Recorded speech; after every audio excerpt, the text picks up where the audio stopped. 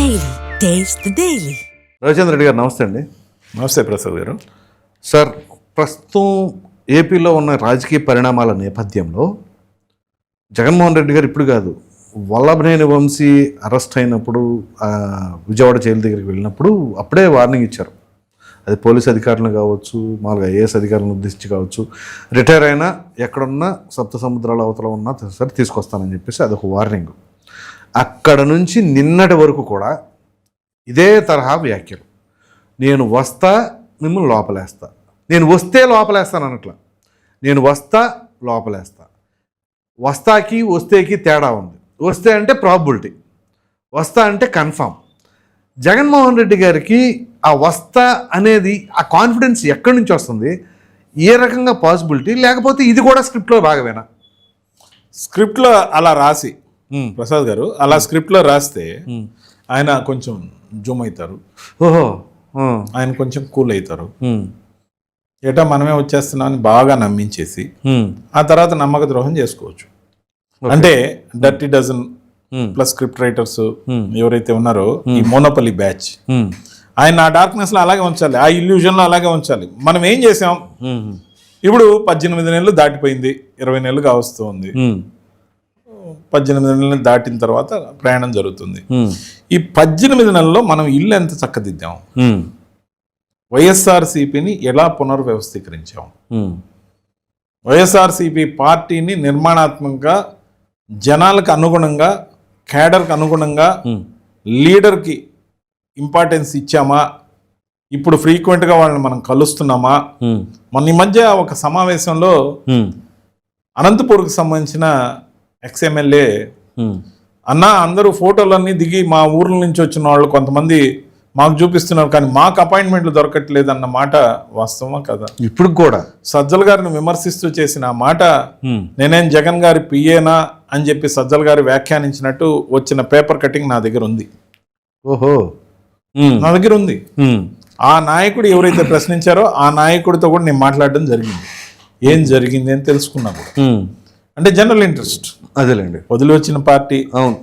So ముఖ్యంగా ఈ రోజు కూడా కార్యకర్తలకి, నాయకులకి ఎంత టైం ఇస్తున్నారు? సార్, కార్యకర్తలకి నాయకులకి టైం సంగతి పక్కన పెడదాము. అసలు మన ఓటమికి గల కారణం ఏంటి అనే సమీక్షా సమావేశం జరిగిందా? ఈ మధ్య కొత్తగా ఈవీఎంలని లేకపోతే అవని ఇవని ఏదైతే మాట్లాడుతున్నారో, మరి ఇన్ని రోజులు ఎందుకు మాట్లాడలే? అంటే సమీక్షలో వాళ్ళు తెలుసుకున్నది అదేనా? సరే, తెలుసుకున్నారు. ఈవీఎంల కారణం అని చెప్పేసి అనుకున్నారు, అంతేనా? కోర్టు తలుపులు తట్టుండొచ్చు కదా. అలా కాకుండా ఇప్పుడు ఆ విధంగా ప్రచారం చేస్తున్నారంటే ఏదో ఒక రకంగా భ్రమంలోనే ఇంకా ఉన్నారు. నేను స్వయంగా ఈ రోజు ఉన్న జనరల్ సెక్రటరీలతో కొంతమందితో ఇంటర్నల్ మీటింగ్ లో మాట్లాడినప్పుడు నిజంగానే ఓడిపోయామన్నా ఈవీఎంలు ఎక్కడి అని వాళ్లే ఆ మాటలని, ఏ కారణాలతో ఓడిపోయారో నేను ఇంటర్నల్ లో జరిగిన చర్చల్లో వాళ్ళ నుంచి విన్నప్పుడు వీళ్ళకే ఇంత స్పష్టమైన అవగాహన ఉంది, ఇంకా జనాలను ఎందుకు ఏమార్చడం అనే మాట నా మనసులో వచ్చింది. ఓకే, అవసరమైతే వాళ్ళ పేర్లు కూడా చెప్తా. చెప్పండి, నేను చెప్పను, ఎందుకంటే వాళ్ళు ఈ రోజు కొంతమంది జనరల్ సెక్రటరీలుగా ఉన్నారు పార్టీలో. వాళ్ళు ఇంటర్నల్ చర్చల్లో మేము మాట్లాడుకునే వాళ్ళం వైఎస్ఆర్సీపీలో కూర్చుని, ఎందుకు ఇంత డిబాకిల్ జరిగింది, భ్రమ. ఇప్పుడు ప్రతి నాయకుడికి ప్రతి నియోజకవర్గంలో కొంత పట్టు ఉంటుంది. వాళ్ళకి ఆ బలం లేకపోతే, వాళ్ళు బలమైన నాయకులుగా గుర్తించబడకపోతే వాళ్ళకి టికెట్లు అనేవి ఇవ్వడం జరగదు. అవును, ఇవ్వడం జరగనప్పుడు వాళ్ళ ఇంపార్టెన్స్ ఉన్నట్టే కదా, ఖచ్చితంగా వాళ్ళకి ప్రాధాన్యత ఇవ్వాలి కదా. అవును, వాళ్ళని పూచిక పుల్లతో సమానంగా తీసివేసి గెలిచే నాయకుల్ని సరైన టైంలో పార్టీ నుంచి బయటకు తరిమేసిన దానికి కూడా కారణం మా మిత్రుడే. చెప్పాను కదా, మీ అందరికి తెలుసు, గతంలో చెప్పాను. సో ఆ మిత్రుడు బాగా ఇప్పటికి కూడా కష్టపడుతున్నాడు కోవర్ట్ గాని, నేను చెప్తూనే ఉన్నా. సో ఏదైతే అతను తరిమేసినందువల్ల బలమైన అభ్యర్థులు గతంలో 10కి 10 గెలిచిన నెల్లూరు జిల్లాలో ఈరోజు 10కి 10 వ్యానిష్ అయిపోయింది. అవును, పోనీ 10కి 10 పోయిన ఎలక్షన్లో ఎవరైతే పార్టీ వదిలిపోయారో, జగన్మోహన్ రెడ్డి గారు గెలుస్తున్నారంటే వాళ్ళలో కనీసం 4-5 అన్నా అలా వెనక్కి రావడానికి ప్రయత్నం చేయాలి కదా. ఎవరైనా వస్తారా? గుండెల మీద చేయి వేసుకొని చెప్పగలరా? మీరు ఆ కాన్ఫిడెన్స్ లెవెల్స్ ఉన్నాయా? కనీసం మీరు ఎవరి పేర్లు రివీల్ చేయొద్దు. మొన్న వెళ్ళిన వాళ్ళల్లో సగం మంది తిరిగి మా దగ్గరకు వస్తున్నారు, రాబోతున్నారని చెప్పండి చూద్దాం. రారు. ఎందుకంటే వచ్చిన అపాయింట్మెంట్ ఉండదని, వచ్చిన గౌరవంగా చూడరని, లేకపోతే మోనోపలి ఏదైతే ఉందో దాంట్లో మనం కొట్టుకుపోతామని, మన మాట ఏది తీసుకోరని, ఇంటర్నల్ డెమోక్రసీ లేదని, పైగా నేను ఎవరిని పెట్టినా గెలుస్తారు, జగనన్న నువ్వే మా నమ్మకం, జగనన్న నువ్వే మా జీవితం, ఇలాంటి స్టిక్కర్లు ఐపాక్ ఏదైతే వేసి ఇచ్చిందో ఆ భ్రమంలో ఉంచిందో. గతంలో ప్రశాంత్ కిషోర్ గారు ఏదైతే అప్పుడు ఏజెన్సీగా పనిచేశారో వాళ్ళు ఎవ్వరు కూడా నాయకులతో డైరెక్ట్గా ఇంటరాక్ట్ కాల. ఫీల్డ్ రిపోర్ట్లో హిడెన్గా రిపోర్ట్ తీసుకొని ప్రపోజల్ షీట్స్ అన్ని వైఎస్ఆర్సీపీలో టాప్ వింగ్కి, కోర్ కమిటీ లాంటి ఉన్న వింగ్కి పెడితే జగన్మోహన్ రెడ్డి గారు స్వయంగా నిర్ణయం తీసుకున్నారు. ఓకే, సో ఎస్ ఇది కరెక్ట్ అని. మరి మొన్న ఐపాక్ చేసిన తప్పేంటంటే ఐపాక్ సంబంధించిన ఎవరైతే ఈ 30 years బిలో ఉన్న పిల్లలే ఎక్కువ, యంగ్స్టర్స్ ఉన్నారు. సో వాళ్ళందరినీ కూడా మాస్ కమ్యూనికేషన్ చదివిన వాళ్ళు, ఐఐటి నుంచి వచ్చిన వాళ్ళు, రకరకాల కోర్సులు చేసిన వాళ్ళు, కొంతమంది జర్నలిస్ట్ ప్రొఫెషన్ నుంచి వచ్చిన వాళ్ళు, వీళ్ళందరినీ కూడా నాయకులకు అనుసంధానం చేశారు. నాయకులకు అనుసంధానం చేసి వీళ్ళు ఇచ్చే రిపోర్ట్ని బట్టే మీకు టికెట్ ఇస్తామంటే ఏం జరుగుతుంది? వాళ్ళ దగ్గర నుంచి రిపోర్టు పాజిటివ్ గా తీసుకోవడానికి వాళ్ళకి కావాల్సిన రాచమర్యాదలన్నీ చేసి వాళ్ళని అన్ని విధాలుగా ప్రలోభ పెట్టి వాళ్ళు జాగ్రత్తగా రిపోర్ట్ రాయించుకోవాలి. కానీ వీళ్ళు ఇచ్చిన ఒక పనికిమాలిన కార్యక్రమం ఏంటంటే గడప గడపకి వైఎస్ఆర్సీపీ. మీకు తెలుసో తెలీదో, నేను అంత మేధావి నేను కాదు, కానీ ప్రతి విషయంలో నేనే మాట్లాడడం కరెక్ట్ కాదని ఒక్కసారి ఆలోచన చేయమని అడుగుతున్నా. జర్నలిస్టులను కానీ, లేకపోతే మీడియా ప్రముఖులను కానీ, లేకపోతే క్యాడర్ని కానీ, లీడర్లను కానీ అడుగుతున్నా, మనం జనం దగ్గరికి నేరుగా కానీ రోజు వెళ్తే ఏం జరుగుతుంది? జనంకి దోమలు కుడుతున్నాయనో, డ్రైనేజ్ రోజు తీయట్లేదనో, లేకపోతే అప్పుడప్పుడు కరెంటు పోతుంది, అర్ధరాత్రి ఫ్యాన్ ఆగిపోతే మాకు చెమటలు పడుతున్నాయనో కంప్లైంట్లు వస్తాయి. అవన్నీ మామూలుగా ఉండేవే కదమ్మా, మేము తీసుకొచ్చిన సంస్కరణలు ఇవి, మేము అమలు చేసిన మేనిఫెస్టో ఇంత ఉంది, మీకు చెప్పిన స్కీములతో పాటు చెప్పని స్కీములు కూడా ఇచ్చాం కదా, మా పరిపాలన మీద మీ రేటింగ్ ఏంటంటే అదేమో పక్కకు పోయింది. అప్పటికప్పుడు వాళ్ళకి చిన్న చిన్న సమస్యలన్నీ కూడా పెద్దవిగా కనపడే విధంగా ఎమ్మెల్యేలని శాపనార్థాలు పెట్టడం గడప గడపలో జరిగింది. ఎప్పుడైతే ఈ శాపనార్థాలు ఐపాక్ గమనించిందో, అరే మనం తీసుకున్న గడప గడపకి నియోజకవర్గం రివర్స్ తన్నింది. ఈ రివర్స్ తన్నిందువల్ల పైగా అతి ఎప్పుడో అనర్థం. ఏదైతే ఒక చేతి సంచి ఇచ్చి ఐపాక్ ఎమ్మెల్యేలకు భుజంకి తగిలిచ్చే షోల్డర్ గుడ్డ సంచి ఇచ్చి, సో ఆ సంచిలో స్టిక్కర్లు ఇచ్చి హ్యాపీనెస్ పెరిగిపోయిందంట. సో జగనన్న నువ్వే మా నమ్మకం, జగనన్న నువ్వే మా జీవితం అనే స్టిక్కర్లు ఎమ్మెల్యేల చేత ఇళ్ళకే ఇచ్చారు. చాలా మంది పెరికేశారు. అవును. సో అక్కడి నుంచి మొదలైన నెగటివిటీతో ఐపాక్ ఏం సమాధానం చెప్పుకోవాలో దిక్కుదిలీక వీళ్ళ దగ్గర రాజమర్యాదలు పొంది ఉన్న ఈ ఐపాక్ వాళ్ళు ప్రతి ఎమ్మెల్యేని పక్క నియోజకవర్గానికి సూచించడం జరిగింది. ఇతన్ని అక్కడ, అతన్ని ఇక్కడ, ఇతన్ని ఎక్కడ, ఈ విధంగా రౌండ్ రాబిన్ లీగ్ ఆడేసారు వాళ్ళు. సో ఈ లీగ్ లో లాస్ట్ మినిట్ లో ఎవరికి ఎక్కడ పట్టుందో వాళ్ళు కాకుండా పట్టులేని నియోజకవర్గాలకు వెళ్ళిపోయారు కాబట్టి పట్టు తప్పిపోయింది ఎలక్షన్.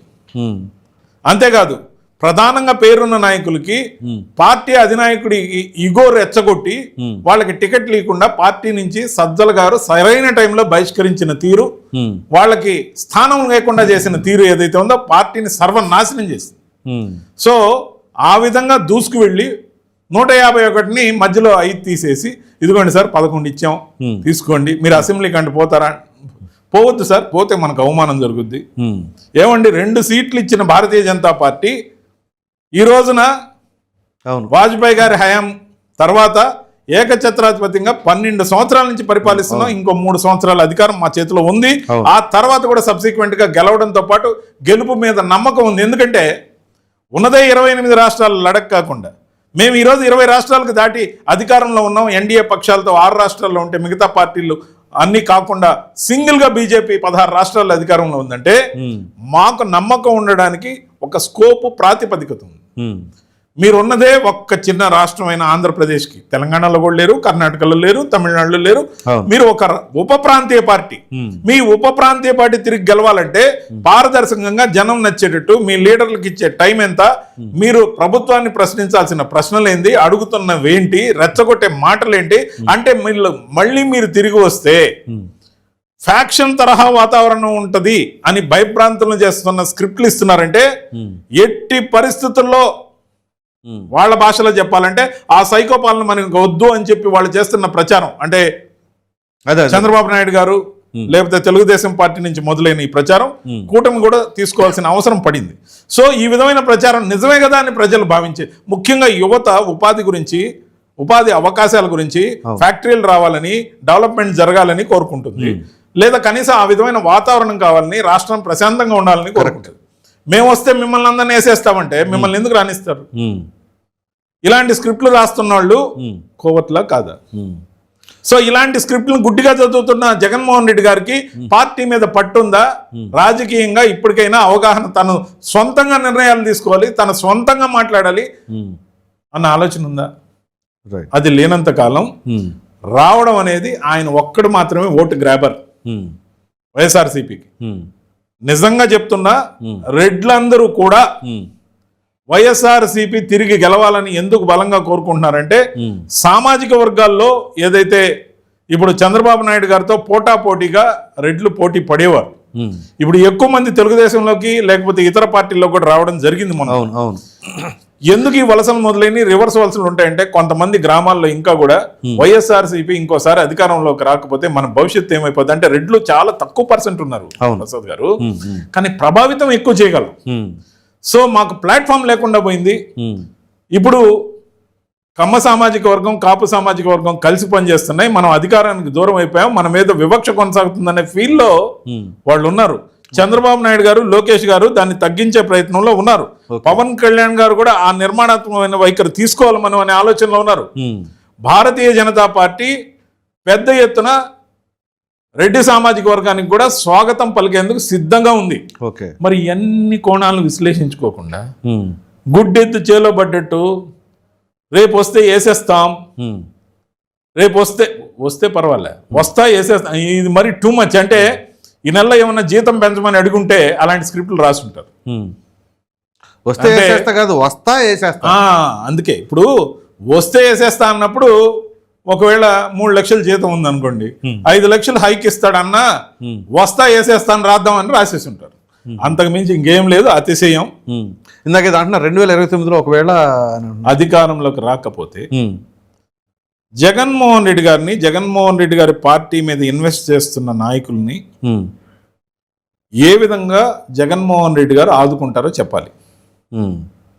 ఇప్పటికే చాలా మంది కాంట్రాక్టుల్లో కానీ వ్యాపారాల్లో కానీ నష్టపోయి, బిల్లులు రాక, పేమెంట్లు లేక, రాష్ట్రంలో ఎవరైతే పార్టీలకు దన్నుగా ఉంటారో వైఎస్ఆర్సీపీలో వాళ్ళందరూ ఆల్మోస్ట్ సగానికి పైగా పతనం అయ్యారు. ఇప్పుడు మళ్ళీ ఉగ్గపట్టుకొని అక్కడి నుంచి ఇక్కడి నుంచి పెరుక్కొనిచ్చి పార్టీని కాపాడుకొని తిరిగి అధికారంలోకి తెస్తే ఈసారి మా అన్న మాకు న్యాయం చేస్తాడనే ఆలోచనతో ఏదైతే రెట్టించిన కసితో పనిచేసే వర్గాలు ఏవైతే ఉన్నాయో, ఒకవేళ అధికారంలోకి రాకపోతే, పోనీ మీరు అధికారంలోకి రావాలనుకునే దానికి మీరు తీసుకుంటున్న పాజిటివ్ చర్యలు ఏంది? మీ దగ్గర లౌక్యం ఉందా? మీకు రాజకీయం వచ్చా? సింహం సింగిల్ అని చెప్పి మునగ చెట్టు ఎక్కించగానే ఎగిరి ఎక్కేసి ఆ తర్వాత దిగలేక నడువులు ఇరిగినట్టు ఏంటి సింహం సింగిల్? ఇది అడివా? ప్రజాస్వామ్యం అండి. అవును, నినాదాలు ఊరించడం కోసం రాయొచ్చు. పులి గడ్డి తినదు, సింహం సింగిల్. అసలు సింహం సింగిల్ ఉండదు అంటే నేను ఒక్కటే మాట్లాడుతున్నాను. సింహం సింగిల్ అంటే అడవి, ఇది అడవి కాదు, జనారణ్యం. జనం కోసం రాజకీయం. జనాలకు పనికొచ్చే మాటలు మీరు మాట్లాడాలి. జనంతో నడవడం ఒక్కటే కాదు, మీరు రికార్డు కోసం నడవడం కాదు. అవును, మీరు ఒక్కటే సమాధానం చెప్పాలి. వైఎస్ఆర్సీపీ శ్రేణుల్లో అందరికి మీరు చెప్తున్న మాట, తిరిగి నేను అధికారంలోకి వచ్చాక మిమ్మల్ని అన్ని రకాలుగా ఆదుకుంటా, మీ అందరికి న్యాయం చేస్తా, కార్యకర్తలకి ప్రథమ ప్రాధాన్యత ఇస్తా అంటే గతంలో ఇవ్వలేదనే కదా. అవును, ఒకవేళ నేను అధికారంలోకి వస్తే అనే మాట కాసేపు పక్కన పెడితే, మీరు అధికారంలోకి రాకపోతే వాళ్ళని ఆదుకునేది ఎవరు? మీరు ఈ విధంగా రెచ్చగొట్టి వర్గ రాజకీయం లాగా ఏదైతే చేస్తున్నారో వాళ్ళందరూ మళ్ళీ ఎంత నష్టపోతారు? ఇప్పుడు రప్ప ఫ్లెక్సీలు పెట్టిన వాళ్ళు ఉన్నారు. ఇప్పుడు వాళ్ళ పరిస్థితి రప్ప గురించి వదిలేయండి, అసలు మిగతా అందరూ పరిస్థితి ఏంటో చెప్పండి నాకు. రప్పరప్ప వాళ్ళకి ఎట్టా చట్టపరంగా శిక్షలు పడతాయి? అది కాదు ప్రసాద్ గారు, ఇప్పుడు అరెస్ట్ అయిన వాళ్ళందరినీ ఎందుకు పార్టీ కాపాడడంలే? ఎంతో మంది అరెస్ట్ అయ్యారు, అందరూ లోపలే ఉన్నారు సురక్షితంగా. కొందరు వండుకొని తింటున్నారు అక్కడే హాయిగా ఉందని. అవునా? అంటే సెల్ఫ్ కుకింగ్ చేసుకుంటున్నారు. లేకపోతే కొందరు అలవాటు అయిపోయారు. లేకపోతే బయటకు వచ్చే ఆలోచన, ఇప్పుడు బయట పోయి చేసేది మాత్రమే ఉందిలే, పార్టీకి ఖర్చు పెట్టడం ఏడే ఉంటే పోద్దని కొందరు ఉన్నారు. ఏంటండి? మరి అవునండి, విచిత్రంగా ఉంది. అవును. ఇది అంటే సింపతి యాంగిల్ కూడా వర్కౌట్ అవుతుంది కదా. కాదండి. అర్జెంట్ గా బయట పోయి చేసేది మళ్ళీ అన్న జనాలను తోలుకు రమ్మంటాడు, ఎందుకు వచ్చిన గొడవ, ఇవన్నీ అవసరం. ఏడుంటే మనం హాయిగా ఏదంటే మన క్యాడర్ని కూడా పట్టించుకోవాల్సిన అవసరం లేదు. సింపతి యాంగిల్ వర్కౌట్ అవుతుంది. ఎంతకాలం ఉంటే అంత మంచిది, పెట్టుకోండి, ఏం చేసుకుంటారో చేసుకుంటాను ఆడే ఉన్నారు. ఓకే. సో బెయిల్స్ గురించి కూడా పెద్దగా ఆరాట పడతలేదు, అస్సలు టెన్షన్. సో ఈ మైండ్ సెట్ మొత్తంలో మీరు ఖర్చు పెట్టండి, పార్టీ దగ్గర డబ్బులు లేవు. అవును, మీరు ఖర్చు పెడితే తిరిగి పార్టీ అధికారంలోకి వచ్చాక మిమ్మల్ని అన్ని రకాలుగా చూసుకుంటారు. పార్టీ అధికారంలోకి రాకపోతే ఇప్పటికే సగం దివాలయ్యారు, పూర్తిగా దివాలైపోవాలి వాళ్ళు. అప్పుడు మన సజ్జల్ గారు వచ్చి కాపాడతారా? వాళ్ళందరికీ ఏమైనా ఆస్తి రాసిస్తారా? మనం సంపాదించుకున్నాం కదా, వాటిలోంచి ఏమన్నా రాసిస్తారా? అది కూడా చెప్పాలా? అది మీరే చెప్పాలి, నేనే చెప్పాలి. నాకు తెలుసు కదా, నేనే చెప్పాలి. కానీ అంత దూరం పోదలుచుకోలే. ఓకే. సో మనం సంపాదించుకున్నాం కదా, చుట్టూ ఉన్న 10 మంది 20 మంది ఆ డర్టీ డజను బాగా ఇష్టం వచ్చినట్టు సంపాదించుకున్నారు కదా, ఎన్నో రకాలుగా సంపాదించుకున్నారు కదా. మిగతా వాళ్ళందరినీ ఆ సంపాదించుకున్న వాటిలో కనీసం వడ్డీ అన్న వాళ్ళకి పంచుతారా?